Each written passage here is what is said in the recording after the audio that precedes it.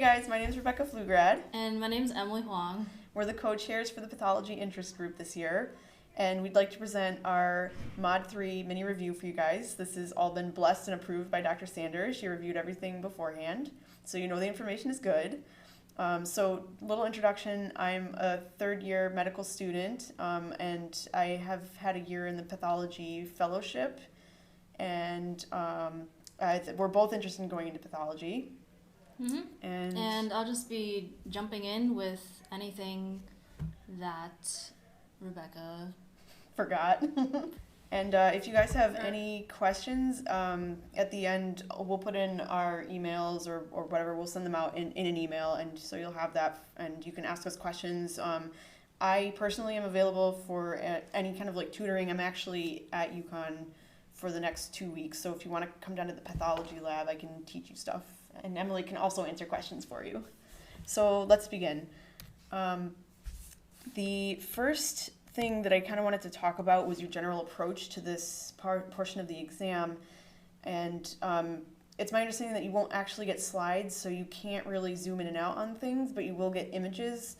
And so I feel like the first thing that you really want to focus on is identifying your organ. You want to look at the shape of the tissue that you've got and your cellular architecture. And then following that, you want to look at anything that looks abnormal. So you want to find your pathology, because once you find your pathology and you know what you're working with, you can answer the question that's related to the image.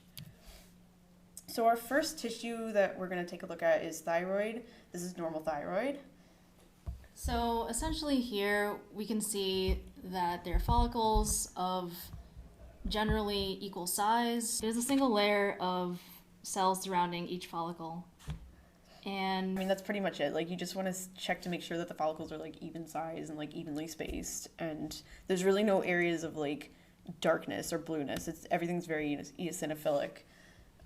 So our first case is this, and relating to the follicles, if you take a look at these, they're different shapes, they're different sizes. But again, very eosinophilic, pretty benign looking. So this is a really easy kind of thing to figure out and to diagnose. This is going to be multinodular goiter. And just zooming into it, you're going to see basically the same thing, that the follicles are different sizes and shapes. But they still contain colloid. There's still one layer of cuboidal cells surrounding them, and that's pretty much it. Next case, this is kind of a crappy image, but it was the best one I could really find for you guys. This is, again, thyroid, and there are a couple areas of darkness, and we're going to zoom into this one particular area here where the arrow is pointing.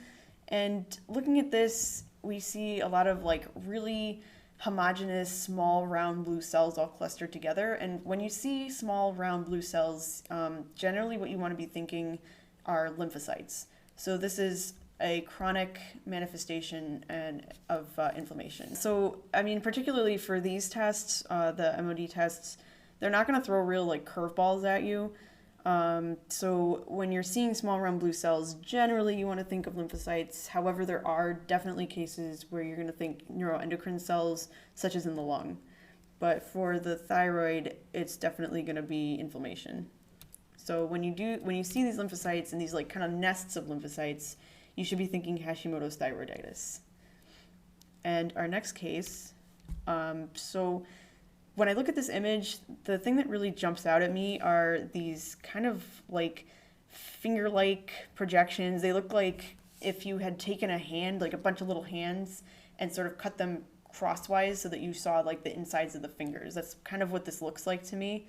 So that alone, you can kind of sort of guess what this is. And sort of moving in and like looking at the cellular architecture and the nuclear details, we're seeing a lot of like empty space in the nuclei. So you're seeing a lot of like whiteness, or you're seeing this kind of coffee bean shape where there's sort of this little crease in the middle of the nucleus. And this is kind of like a dead giveaway for this diagnosis. This is going to be papillary carcinoma. So you're going to see, as I was talking about before, those little like these papillary projections, they're definitely like little fingers. And then the orphan Annie empty appearing nuclei is your like basically pathognomonic trait for papillary carcinoma of the thyroid. In our next case, here we're not really seeing any normal thyroid tissue at all. We're kind of seeing this pink eosinophilic capsule, this dark tissue in here, and maybe some follicles out here, but they're really kind of indistinct. And zooming into this is just more capsule, and this is more of that dark material. We're not seeing anything normal in here, but the capsule is a good indication of what you've got. The capsule would be a good indication that you have an adenoma. And within the adenoma, or within the capsule, you're going to see these really like closely packed follicles.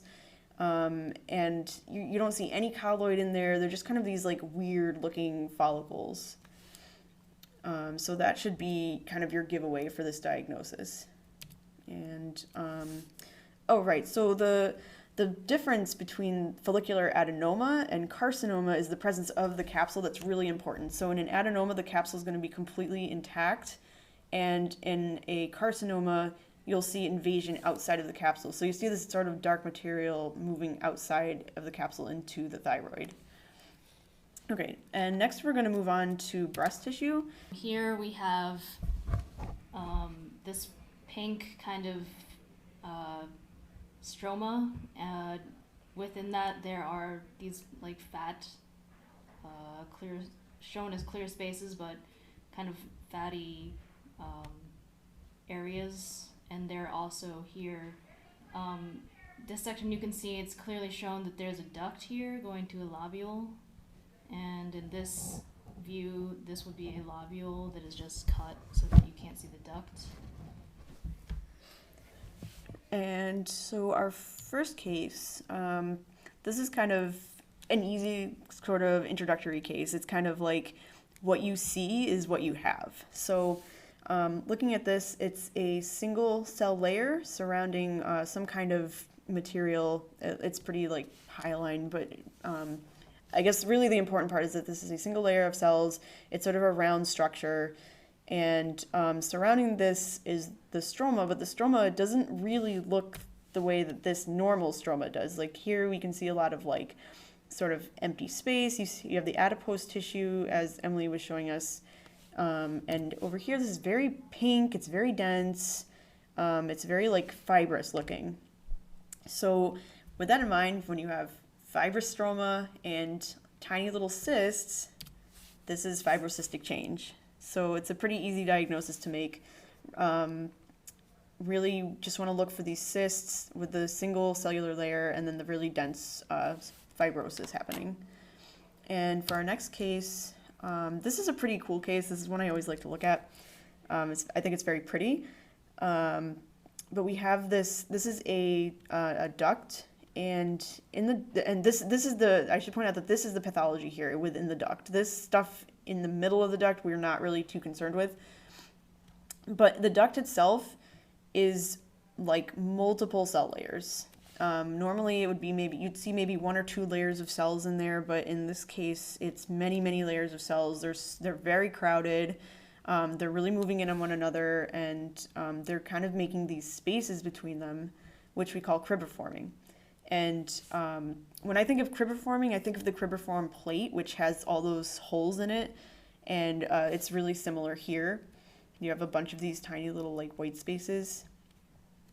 So I wouldn't call them tiny because they're pretty conspicuous, but that's true. That's true. They're pretty big. I mean, comparatively. So this is going to be DCIS, and one of the really important parts of DCIS is that the myoepithelial layer is not broken. You're really not going to be able to see this in an H&E. You usually need a special stain to see it, but the cribriforming pattern is really distinct in this disease. Like once you see that cribriform pattern surrounding the duct, you pretty much know what you have. And this is just kind of to clarify what I was talking about. So you've got like your normal duct with the cells lined up pretty evenly. The cells are all the same size and shape. And then as they start to crowd in on one another, they start to grow over each other and form the cribriform pattern. On to our next case. Here this is more breast tissue, but you really kind of can't see that it is breast tissue. You have these very like closely packed glandular structures. For instance, here's a gland, here's a gland, here's a gland, but this doesn't look normal. This doesn't look like breast tissue. And so this is going to be invasive ductal carcinoma. And I guess the important part here is that this process has invaded past the myoepithelial layer and is now in the stroma. And it's kind of just everywhere. It's not really localized to a particular location. It's spreading out, and it has no boundaries. And I think that's pretty much all the features for this one. Moving on to the next tissue. So now we're going to look at a normal slide of the cervix, and here we can see the squamous epithelium of the cervix, and we can see that it's fairly regular. If you look at each section of the tissue and you go to a different part, you can see that it's fairly similar. Also, you can see that the cells, as you move upwards towards the surface, they become flattened as so, which you would see in squamous epithelium, and that they also lose their nuclei as they mature. So our first case, this is a really stark contrast to the normal. Moving back to the normal, you can see the very distinct layers going up from the basal layer up to the top of the epithelium. There's none of this maturation happening whatsoever. The nuclei are not being lost. The cells are really crowded. They're very abnormal looking. And this is filling up the entire layer of the epithelium. So in this case, we have something called HSIL, which is high-grade squamous intraepithelial lesion. And for this to be HSIL, this process has to fill up 2/3 or more of the epithelium. If it's 1/3 or less, then it's LSIL, so it's a low-grade squamous intraepithelial lesion. In our next case, this is again cervix, and when I look at this, I'm seeing that like this is very heterogeneous. This is kind of dark. Meanwhile, this is very eosinophilic. There's no really distinct layers happening at the epithelium. And as we zoom in, we can see more of this process happening. We kind of see these like little nodules or nests of cells. And again, at the epithelium, we're seeing a nest of cells, and this is sort of throughout the entire tissue. Moving in a little closer, we just kind of get a better feel for this tissue, and we can see that what I just said is pretty much true. And this is very dark in here.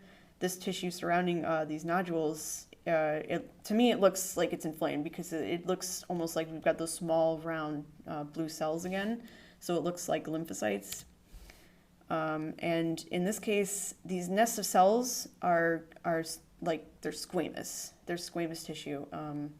So this is invasive squamous cell carcinoma, and what has happened here is that these cells and the epithelium have invaded deeper into the tissue, and they kind of make these finger-like projections. And that's one of the features of squamous cell carcinoma, is that you've got these like almost papillary projections into the tissue, and the inflammation is another good indication that you have a pathologic process going on here. It's really non-specific, but you can tell that this is like not a very healthy piece of tissue. And another point about squamous cell that we weren't seeing in the last slide is that in squamous cell carcinoma, one of the very distinct features are these keratin pearls. And they're kind of like these lamellated, eosinophilic swirls of tissue. And once you see those, you can pretty much make your diagnosis. And squamous cell carcinoma can be found in a variety of tissues. You'll see it in the cervix, you'll see it in the lungs, and you'll certainly see it on surface epithelial layers as well. And usually these keratin pearls are also eosinophilic. So when you're looking out for these pearls, I think Rebecca described them to me as like a rose kind of colored like mass with these lamellations extending outwards. Yeah, they kind of remind me of a flower. Like if you took a rose and you cut it along the edge of it, you would kind of see the way that the petals are arranged looks sort of like the lamellations in a keratin pearl. That's how I like to think of it. It helps me remember. So on to the next tissue.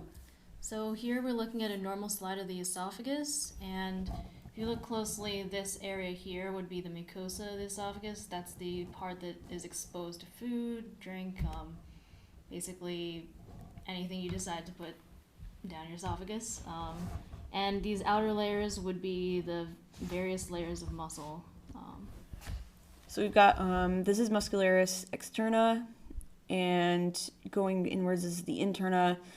And I think Emily just mentioned this, but this is a stratified squamous epithelium. So anything that happens to the stratified squamous tissue in any other organ can happen here as well. So like your squamous cell carcinoma, or your in situ carcinomas, and that's the kind of stuff that you're going to see in the esophagus. So our first case, this one's kind of a dead giveaway if you know what you're looking at.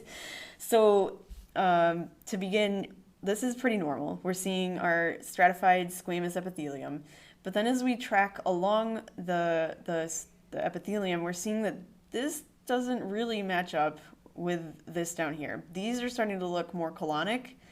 You can definitely see distinct goblet cells, and really the way that you look for this pathology, at least in practice, is that you're gonna look for like very blue circles, and those are your goblet cells.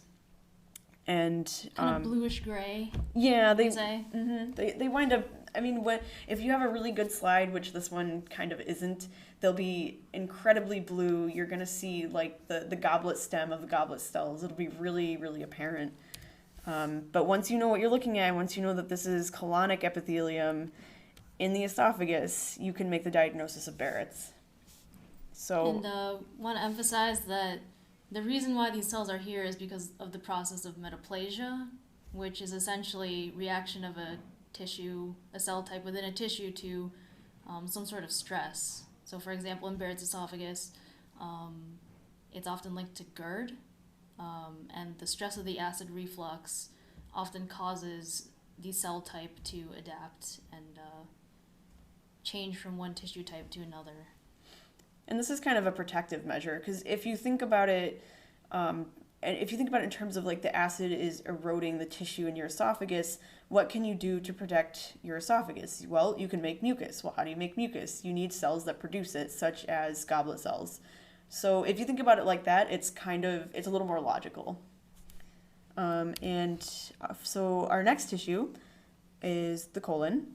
So here, we're not going to talk about the entire architecture of the colon, but in this very magnified image, you can see that there are evenly spaced goblet cells within crypts, and there's very little crowding.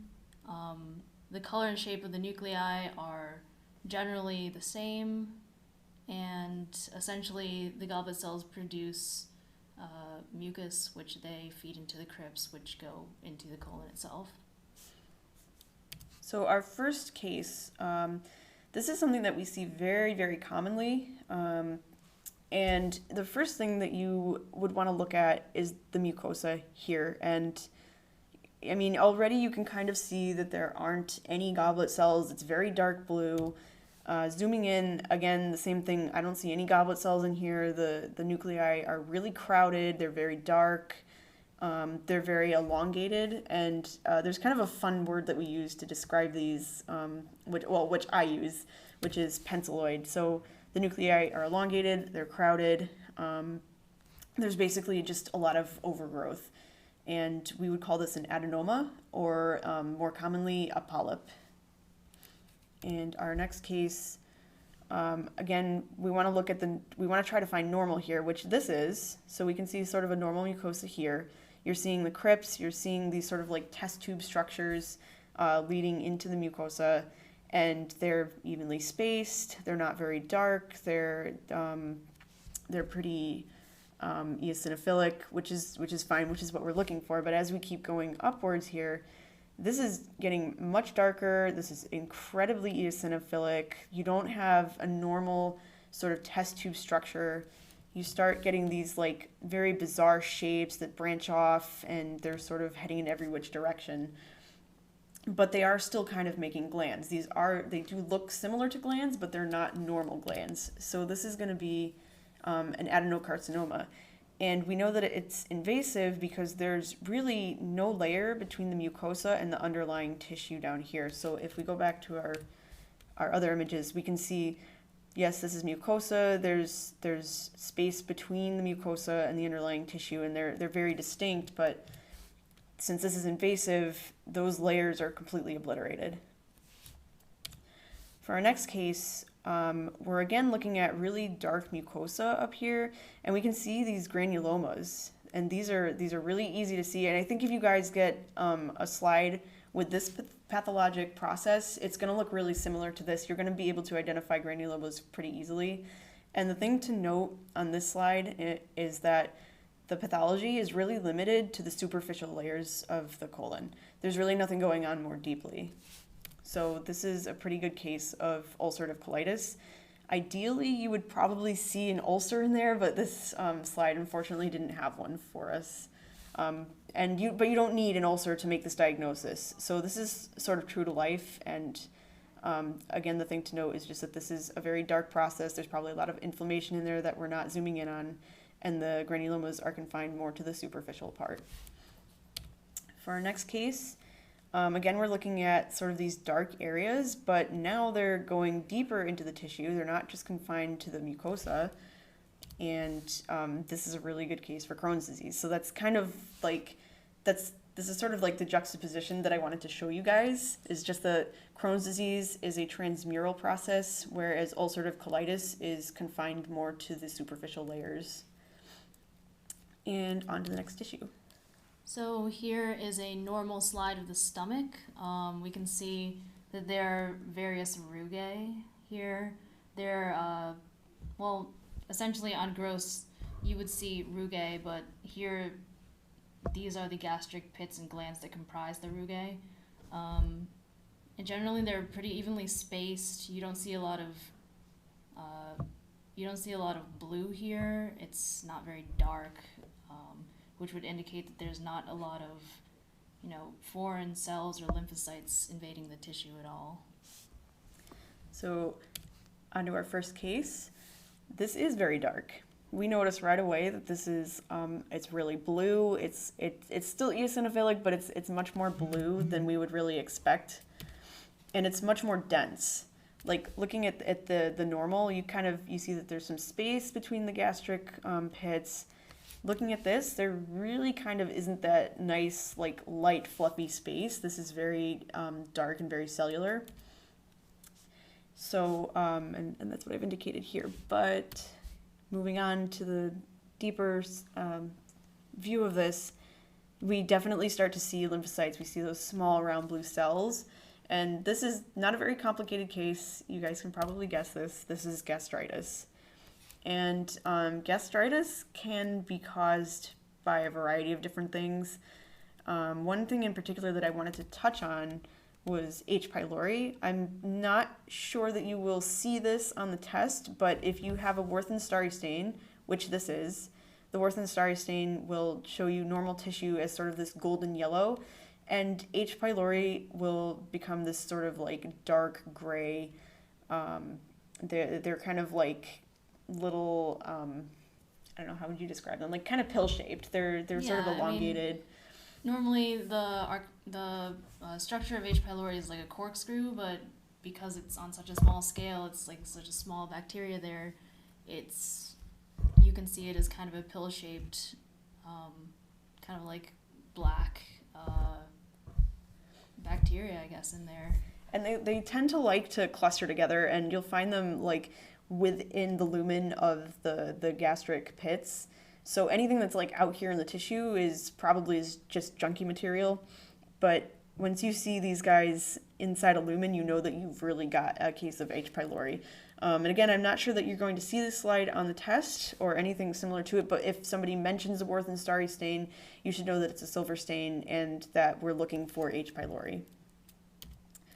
On to the next case. This one is a little hard to see, so I just want to point out this particular cell here.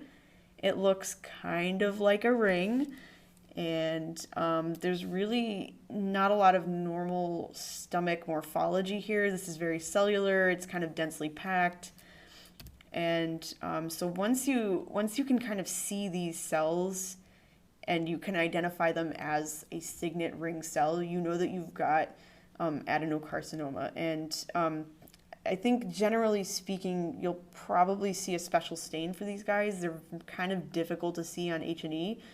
But again, you can look for other features like being densely packed and being very cellular.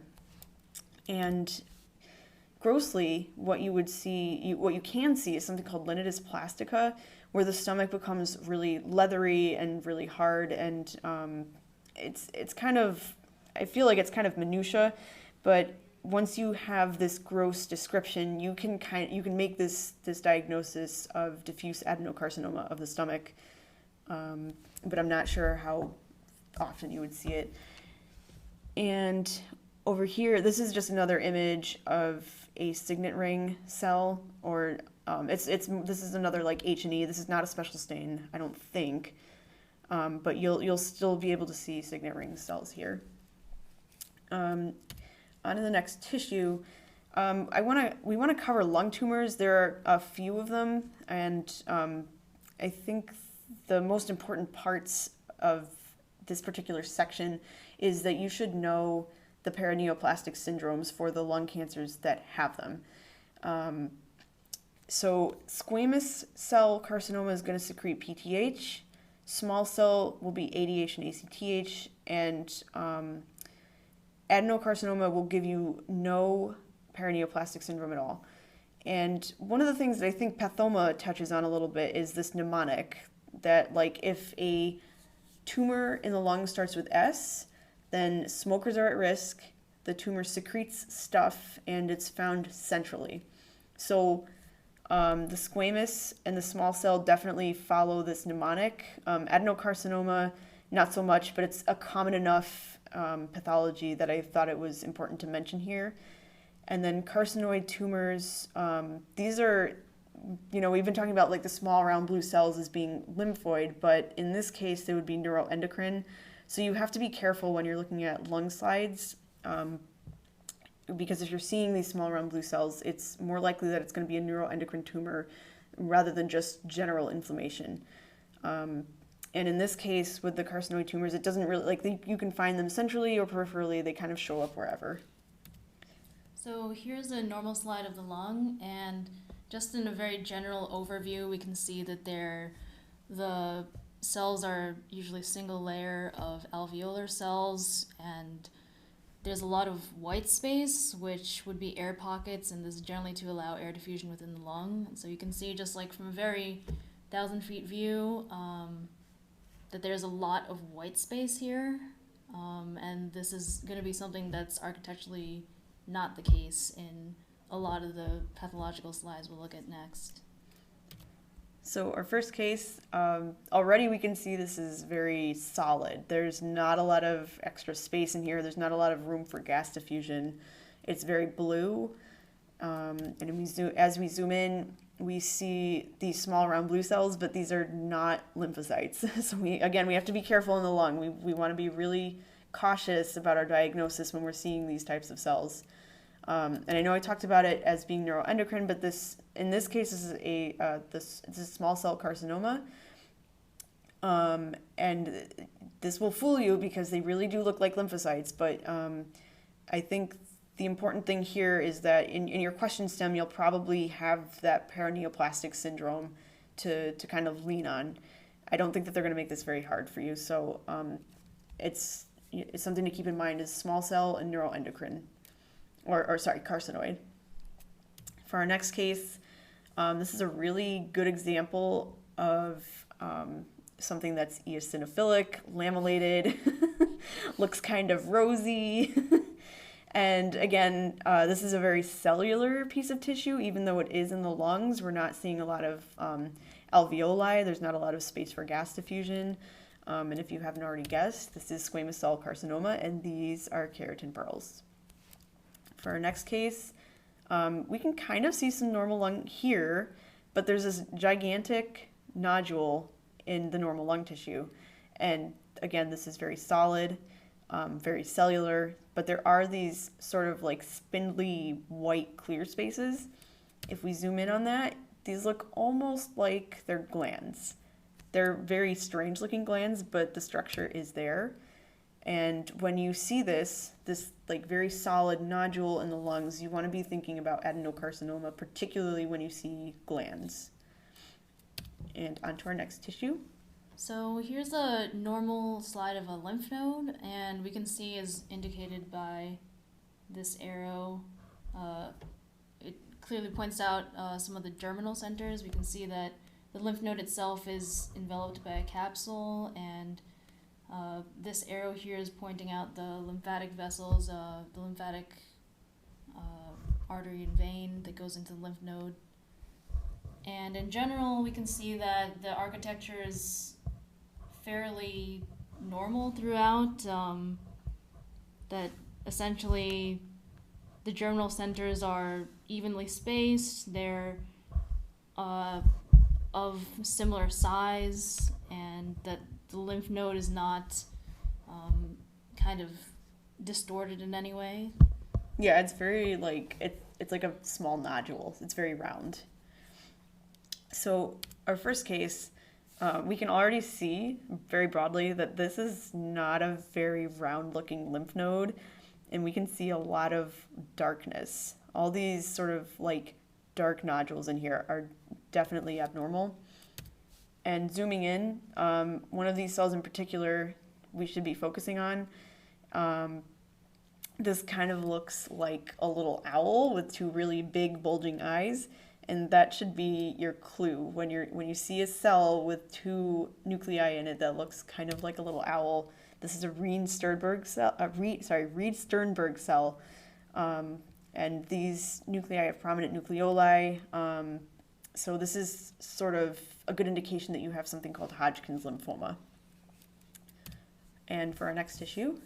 So this would be a normal section of the liver, and this hexagon here, it's pointing to it's basically marking the presence of a liver lobule, and the thin arrow here is indicating a central vein, which is found in the center of the liver lobule.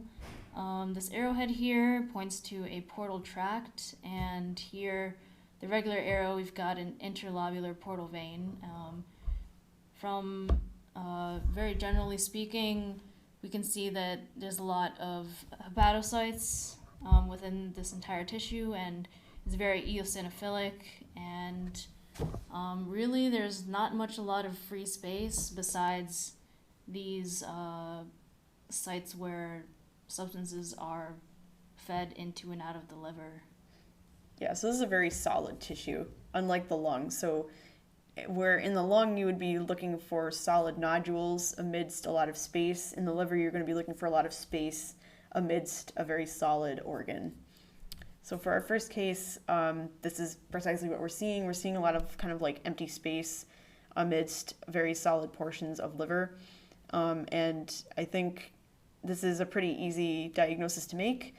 These are obviously adipocytes, or there are maybe not adipocytes, but where there has been fatty change within hepatocytes. So this is just, generally speaking, this is steatohepatitis. And this can occur when there's some kind of damage to the liver, such as with alcohol. On to the next case. We're going to look at a couple sort of special stains. You may not actually see these on your exam, but they may be mentioned in a question stem, so I thought it was important to touch on them. So this is a reticulin stain, and it really highlights collagen. So you can see these darker areas is where there's a lot of collagen formation, and the darker areas are surrounding these little like lighter colored nodules. You can see like here's a nodule here, here's one here, and then there's kind of this conjoined nodule in the center. And the same specimen was stained with something called trichrome. And to be clear, trichrome is maybe not a misnomer, but generally when we look at these slides, we're really only looking at two colors. We're looking at blue, which stains for the collagen again, and then the red really highlights hepatocytes. So again, we're seeing a lot of collagen surrounding nodules of hepatocytes. And when we put these two stains together, we can make a diagnosis of cirrhosis. So we're seeing a lot of like the nodularity amidst fibrosis, collagen formation, and this nodularity really helps us to diagnose cirrhosis. And another disease that I wanted to touch on really quickly is alcoholic liver disease, which takes the previous two features that we saw, which is steatosis or fatty change and cirrhosis, and you add in some inflammatory cells, and these are the three major features of alcoholic liver disease, and I think there's a good possibility that you will get tested on this. So it's something important to know. For our next case, what's really striking to me about this image are these little granules, and you can see them all over the place. They're like in every hepatocyte in this image, basically, and they're kind of like brownish to reddish, and we can use a special stain on these guys called Prussian blue, and this dark area is where the Prussian blue has really sort of adhered to, and the Prussian blue stains for iron. So once you kind of see that you've got a Prussian blue stain and you have a positive stain for it, you really sort of already know what you're working with. So this is going to be hemochromatosis. So all these little nodules in here are iron accumulations, and the Prussian blue really highlights them and confirms your diagnosis. And our next case, what's striking to me about this is that this is a little darker than this over here. This looks pretty normal to me. It's more eosinophilic, but these look like small, round, blue cells, like we keep talking about. So those are going to be your lymphocytes, and when you have lymphocytes, you're thinking chronic inflammation. This is in the liver, so it's a hepatitis. Therefore, this is a chronic hepatitis. And on to our next tissue.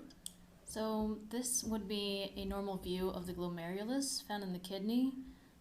Here you can see a number of cells, podocytes, mesangium. You can see the urinary space, Bowman's capsule, and also the cells that line the glomerulus as well.